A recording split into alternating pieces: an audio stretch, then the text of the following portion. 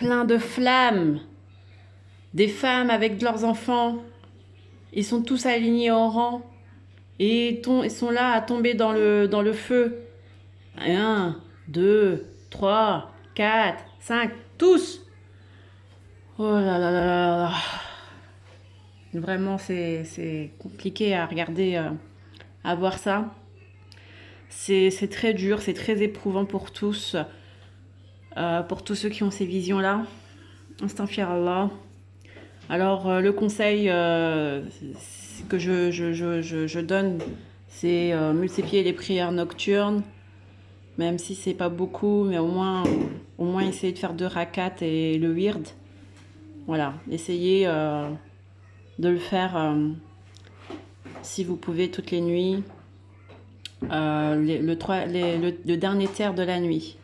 Prière nocturne, en plus de vos 5 prières normales obligatoires, il y a la possibilité pour un repentir véritable qui est dans le cœur, quoi.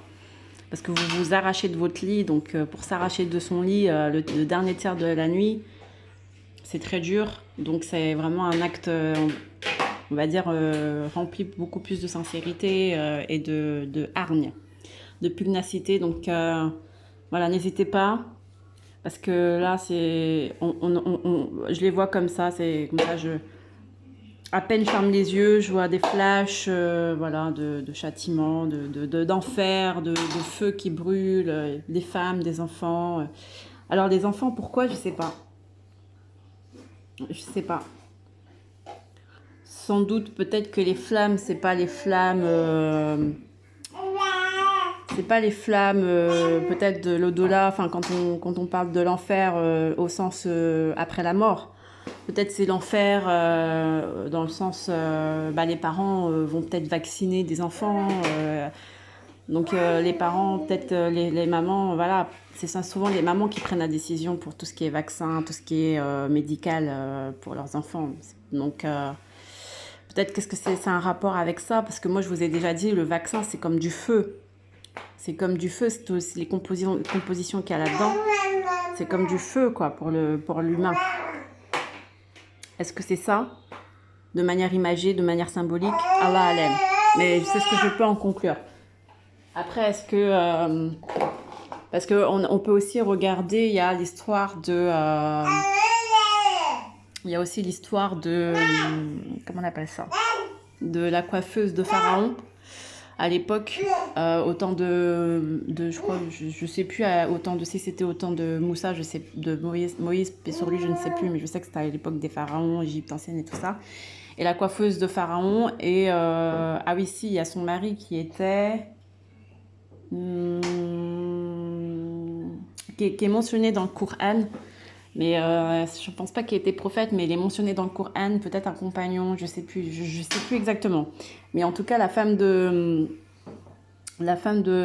Pharaon, elle se faisait coiffer donc par cette coiffeuse qui était, je crois, hébreuse.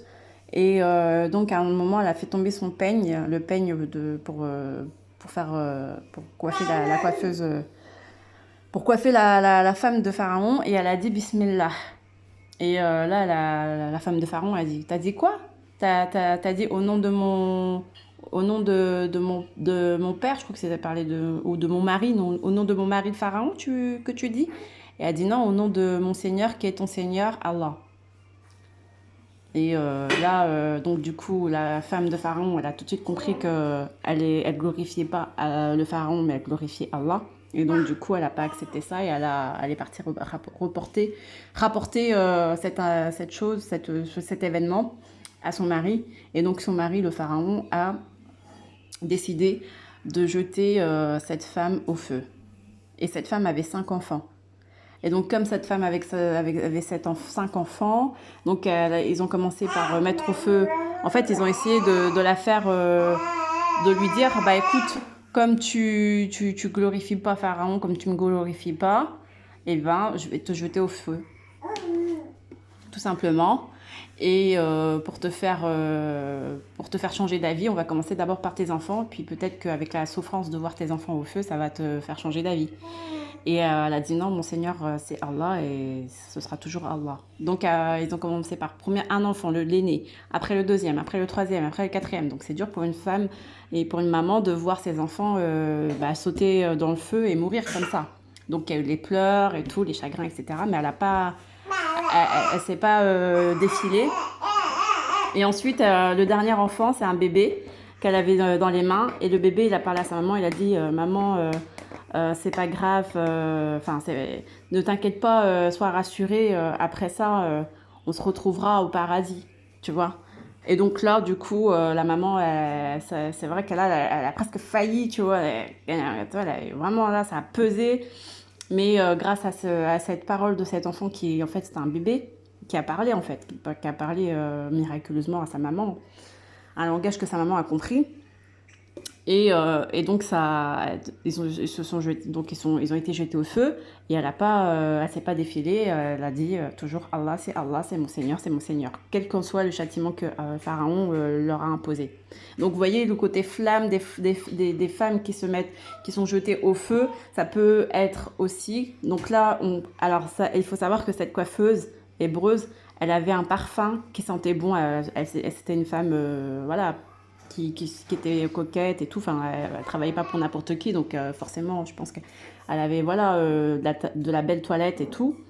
Et ce parfum-là, quand le prophète Mohammed sallam a fait l'ascension, donc le voyage nocturne avec Al-Isra et tout ça, donc il est monté dans les cieux et à un moment il sentait une belle odeur et il a dit, je crois, il a demandé à l'ange Gabriel, Djibril, voilà, salut à toi, Ange Gibril.